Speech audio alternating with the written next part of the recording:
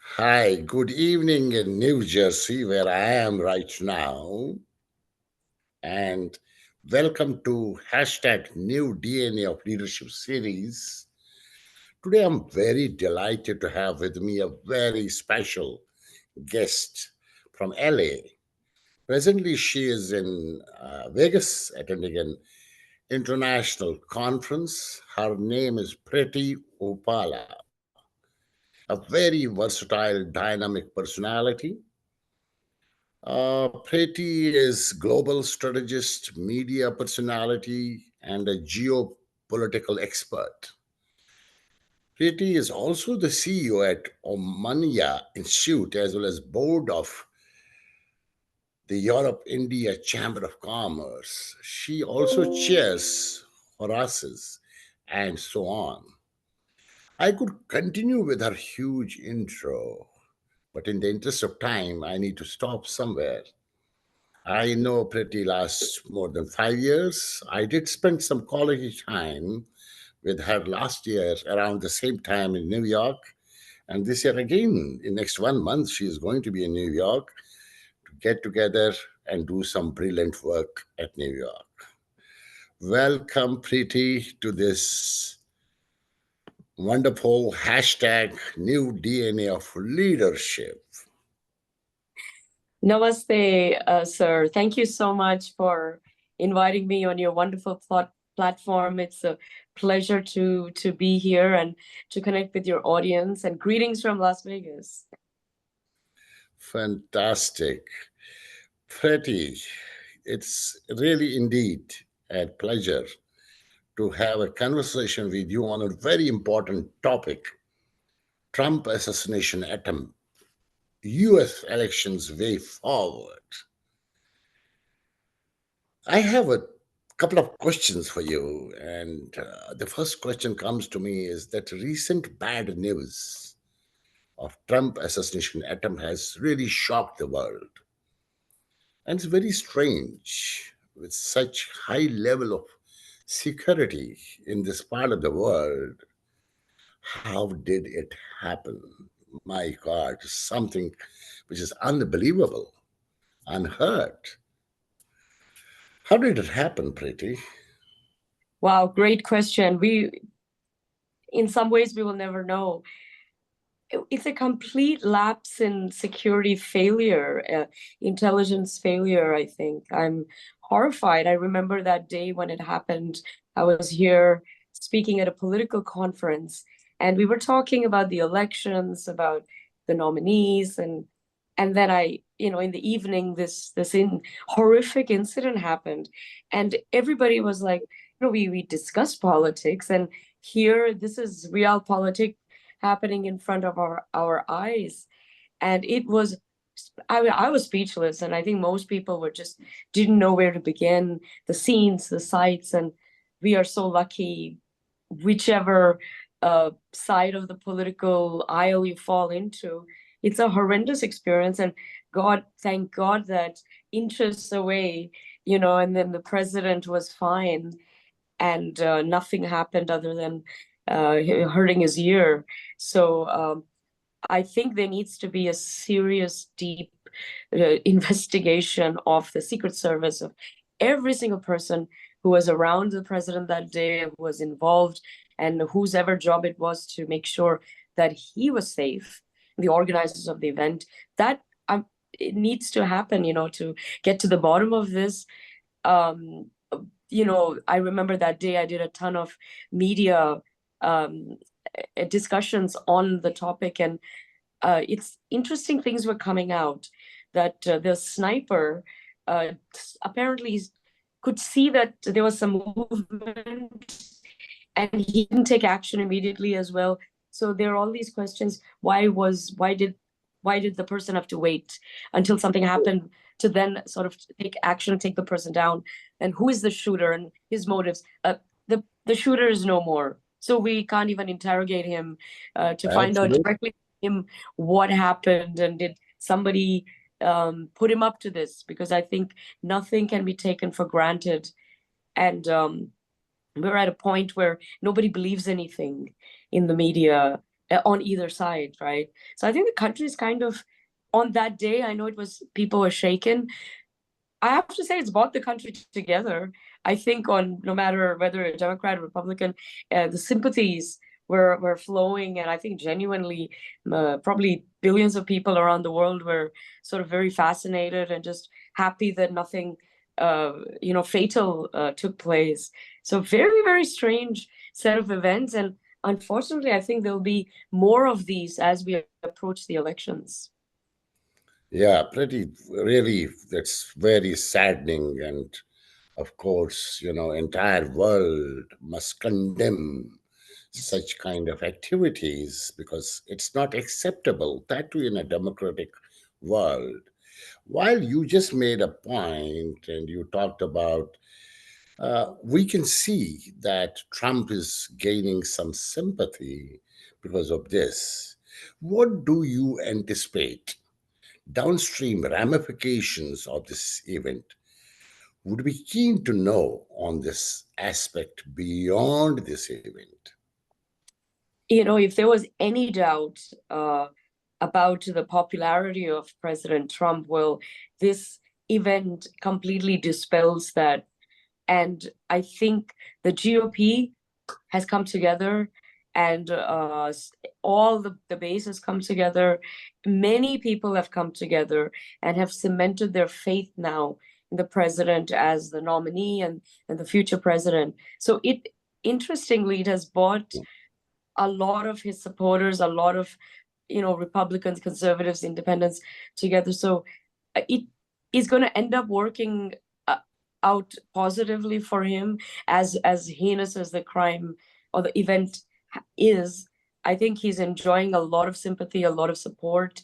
It's actually a great opportunity for him to, and we could see that when he was shot, he fell, he rose, and then he spoke and he said, "Fight, fight." I think Yeah, anybody else would have been shaken, would have fainted, would have just wanted to get out of the scene. But true. it happened in the moment, and the real him was Yeah, like, "Be a fighter," and he spoke to the people. I think that touched a lot of people, where true. even non-supporters of his.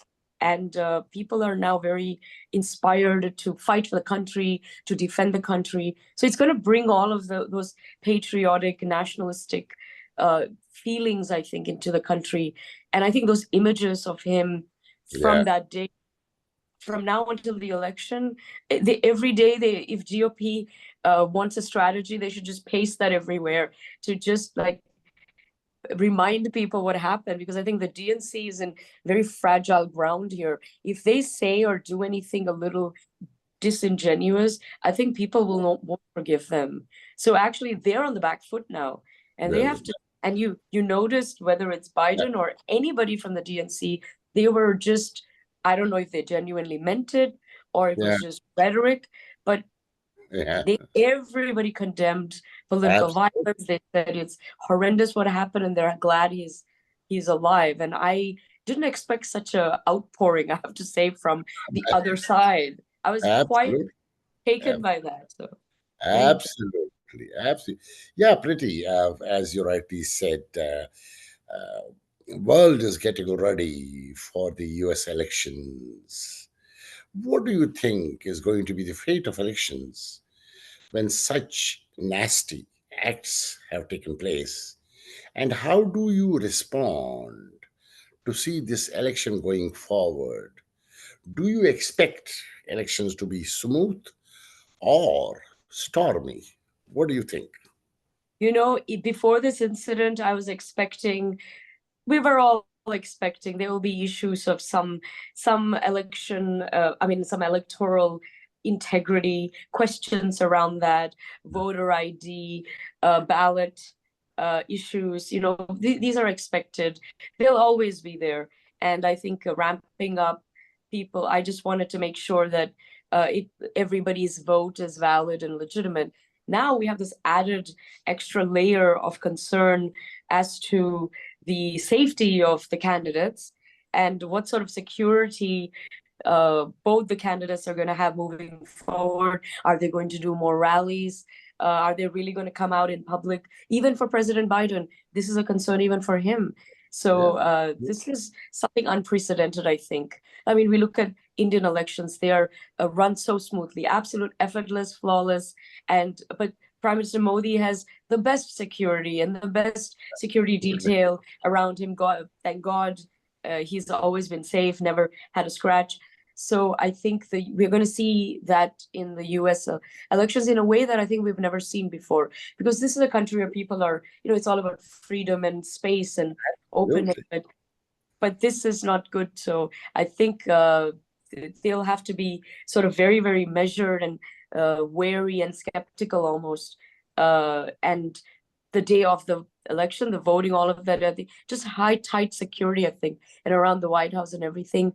I think if nothing changes, if no other huge incident happens, I Mm. think the President Trump has gained several points. He's very Oh, popular. He's gaining popularity, I think, as we speak. yeah. So they should see him through the line, I think, but we never know because, we Yeah. have several months and there'll be more incidents, there'll be more news items. There may True. be some rumor scandals. I think there may be more attempts to try to delegitimize Yeah. his nomination. I think that has not gone away at all. I mean, this was just a little distraction.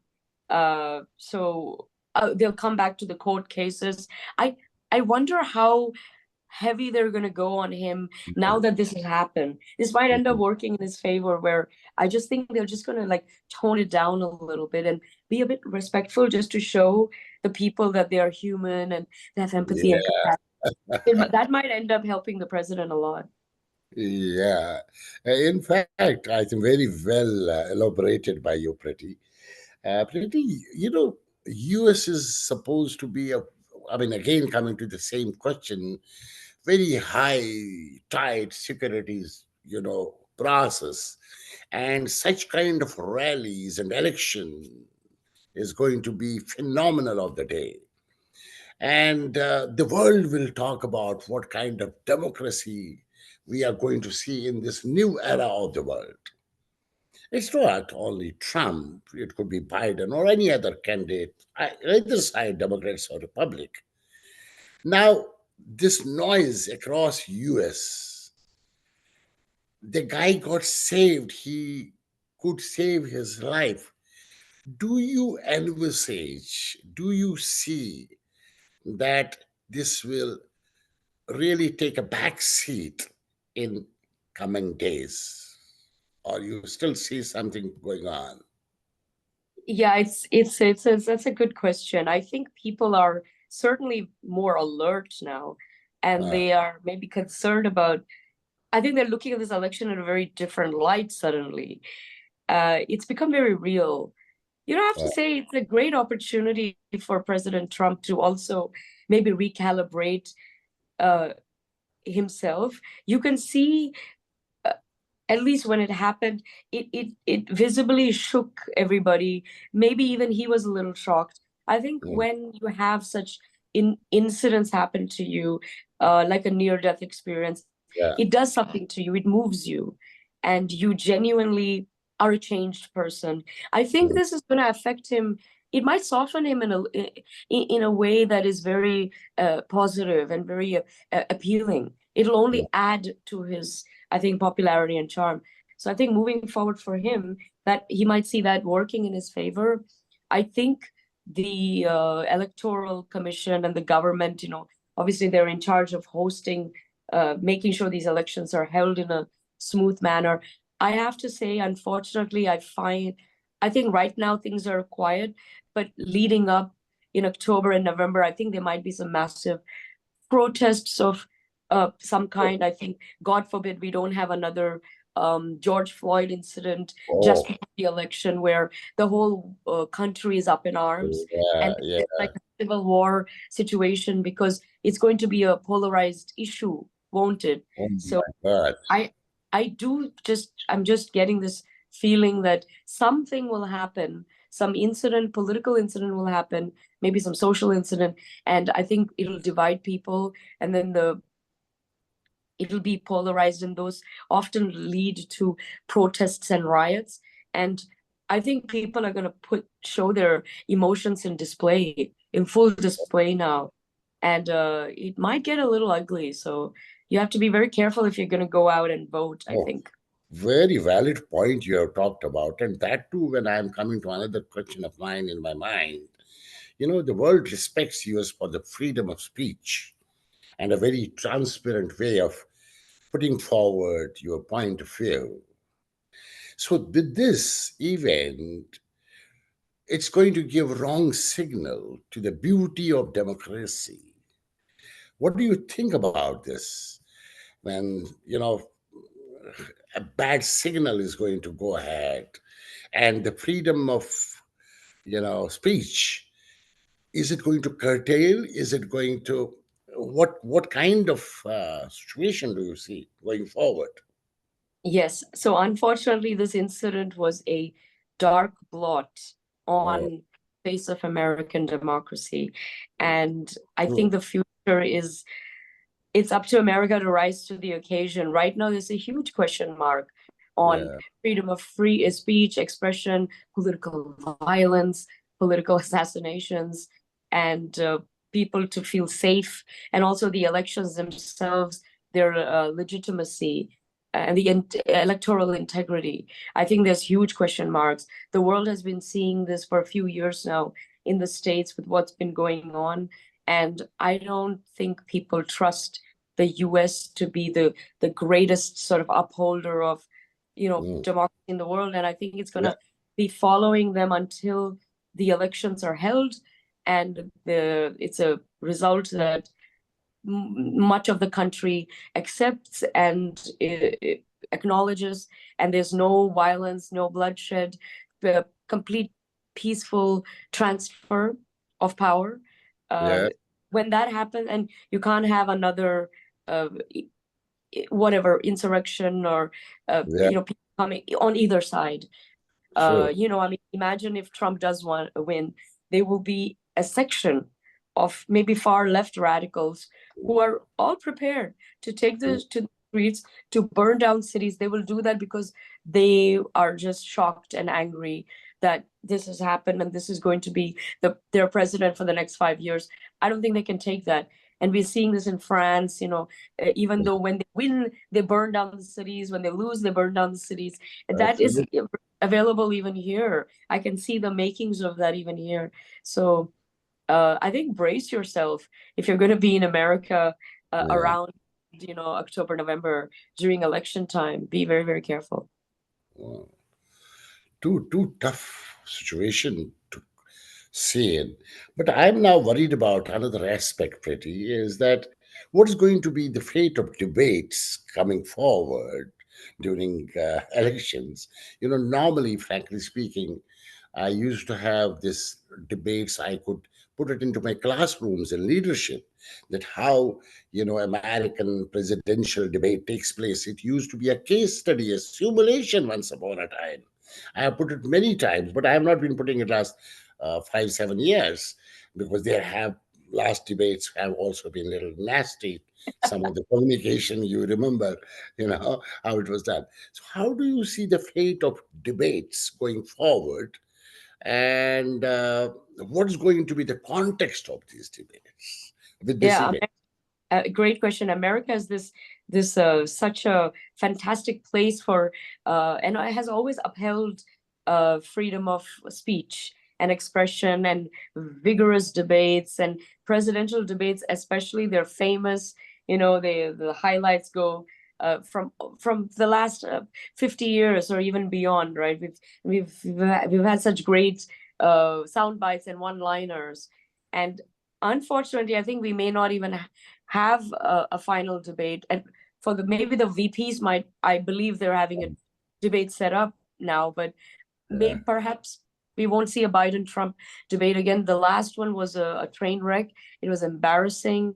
I mean, it was very embarrassing for President Biden, but it was embarrassing for the political situation of the country, that this is what it's descended to. And also, I don't know if the DNC would want to put President Biden up again in that environment where the same thing will repeat, and it'll make him look extremely unattractive, I think, to the voter, even his own support base. I don't think they want to see a repeat of that. And, 4 or 5 months down the line, I think more time would have passed. And I think things are even going to get more uh, amped up, and the president might be under even more stress. So I don't think anybody from the Biden team is looking forward to any debate. I think that was the first and last of the presidential debates we have seen. It's very sad because there's so many things we can't speak about. There are debates happening all around the world, and in America about democracy and the elections, and so many things can't be said because I think you can be canceled. It's politically incorrect to even mention things like voter ID, and there's all these issues of race, on either side. I think they're weaponized. So it's very sad because I think they won't be able to, they'll be silenced. And then yet the people who do feel like the ones doing the silencing, I think they're going to feel very empowered to go ahead and share their rhetoric. So it's going to be a little one-sided. So I think you should take these, whatever discussions happen in public forum, with a pinch of salt. Yeah. Oh, ah, tough game plan going forward. Pretty. Now, U.S. democratic process vis-a-vis emerging economies of the world, and you just mentioned about India, you know, they are getting into more civilized process of elections, that too with large numbers. Does it affect the beauty of that US, the world class democracy? Does that affect, does that give a black spot? Does that show the world it is no more what it used to be, say, a decade back? Well, I think India is not just the largest democracy in the world today, but honestly, I think it's the most just spectacular and extraordinary democracy Yeah. in the world, despite the scale and despite having 1 billion voters, for them to have these peaceful, free and fair, pretty much perfect elections where I think nobody questions the results and everyone has accepted it, the winners and the losers. I think it's extraordinary. And I think, in fact, India will be the standard, sort of gold standard in elections. And I can see around the world and the West actually looking to India to see, just from a logistical and a process perspective, how India did them and what can they take from that. There's so much to learn from. I think India could really do a master class globally on how to Absolutely. run successful, effective elections, and they have done it forever. And this one was the biggest ever, Biggest, and it was very successful. And also, I think the world, a certain section of the global media was very happy because they thought this is a very legitimate election result because it's not the landslide that everybody expected. So clearly people were able to share their point of view, and so whichever way you look at it, everyone's happy with the Indian elections. I think obviously Modi's and BJP supporters are happy they still won, and then the opposition is happy because I think they feel it was definitely was fair, and there was absolutely no sort of had there been a landslide, I think there would have been some disappointment, some questions. That didn't happen. So everyone's that, happy. Mr. Modi is still in power, and his party is still absolutely has the majority. And I think 90% of the parliament and all of that is really under their control. So it doesn't affect actually anything. And best of all, it doesn't affect India's trajectory of where it's going. It's not going to slow it down. It's not going to be an obstacle. I think India will continue to make the reforms, continue to grow the economy, to develop, bring people, empower people, and Indian people are doing wonderful things around the world. And India is really going to be like this hub, I think, of global talent, and they're going to be doing incredible things around the world. lovely. I like your key, word you used, masterclass by India. I I love like that. that. Yeah. This is very incredible and Yeah. awesome what you said. and there could be something, because handling 1 billion people with no issues around the country, such a large country. Anyhow, now let me come to you. To the last question, which is very important. Going forward beyond elections, now U.S. relationship with Asian continent, and such as U.S. China, U.S. Mhm. India, and U.S. Pakistan. Pakistan is a very small state, but it's very, very sensitive. And when we see US China, US India, US Russia, and US Pakistan. So, what do you see? How do you see this relationship getting developed with all levels of sensitivities across? What do you anticipate as a geopolitical expert? Yeah, I think definitely it's the Asian century, as I always like to say, and it's the Indian decade or decades, I should say. And India is really at the heart of this new global world order, the global reset. I think we are the emerging rising power. I think there's no doubt about that, and it's fine. I think the world has accepted that. I think the world is quite frankly looking forward to that. Interesting. I think the US China relationship is thankfully, I think with the change of government, depending on the result of this election, should True. President Trump come back in power, I think the US China relationship will change. And it will change. It will become very, very pragmatic. And I think the US will be very, very skeptical. They should take tough stances with China. They should and they will try to contain China in whatever way they can. I think that's going to be good for the world. World's going to be more peaceful that way and safer. And that helps India. I think the Yeah, more antagonistic the US gets with China, it will by default get more softer, more closer to India, which is fantastic for us. And again, the more closer the US gets with India, I think its relationship with Pakistan, especially, becomes very transactional. It's irrelevant. I just don't even think the US knows what it wants from Pakistan anymore. I don't think Pakistan can offer it really anything. And for economically, it is downward. It's the spiral is going so absolutely. fast downwards. I don't even think at some point they're going to have to stop thinking about terrorism and just make sure that they have enough food to eat, which that Absolutely. they're coming to a point where that's going to become a problem.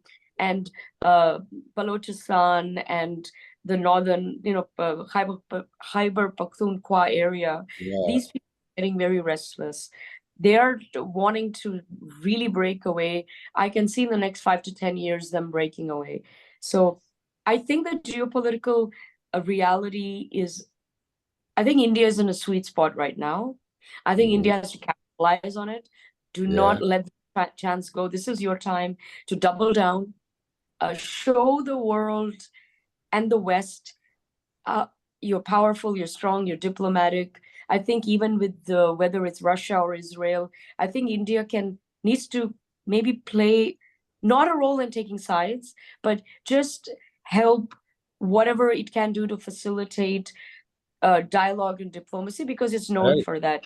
I think they can Very, take a better role in that. This is their time because very nobody else is doing it.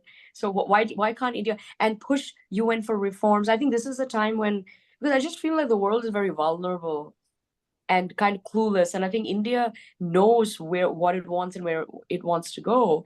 It has very good focus. I think it needs to really act on that and put some pressure, I think, on the West. Yeah.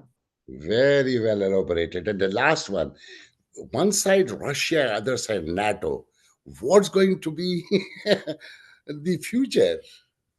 Like, I have to say, one thing that I really respected that President Trump said when he was in power was NATO is the big obstacle to peace, and I want to get rid of NATO.